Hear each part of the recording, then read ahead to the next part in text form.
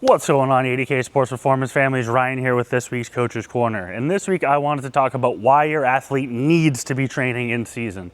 And as we are into August and fall sports are fast approaching, and our fall session is also fast approaching, this is the time where we really start pushing our athletes in our summer session and all athletes to start thinking about their training for the fall now before it's too late.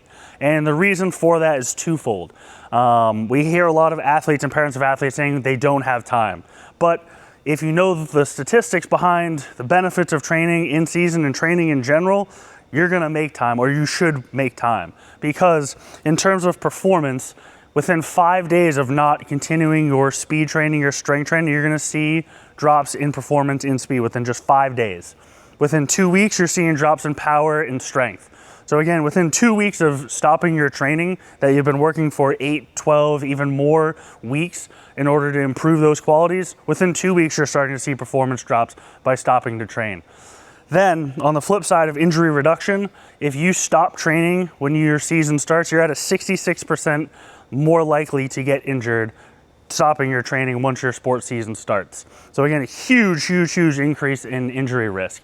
Then in terms of ACL injuries, if you continue to train in season, a quality training program can reduce your risk of ACL injury by 54%. So those are two huge numbers in terms of the injury reduction, and that's a fast amount of time to see those performance qualities of strength, speed, and power fall off. So if you're willing to risk a higher chance of injury, whether that be general injury of 66% or an ACL injury of 54%, and there's more and more statistics out there if you want to look for them, or feel free to reach out, and I'm happy to throw more at you. But the evidence is overwhelming that athletes not training in season is going to have them more likely to get injured and performing at a lesser level. So if that is something as an athlete that you're okay with, or as a parent you're okay with, then you can skip the in-season training. But if that's something you're not okay with, which I don't think many athletes or parents would be, you should be making time for your in-season training because it is something that your performance is going to suffer, and unfortunately your injury risk is much higher. So if you are an athlete that wants to maximize their performance, maximize their potential, and stay on the field to the best of their ability, you should be training in season. The evidence is overwhelming. You can't ignore it.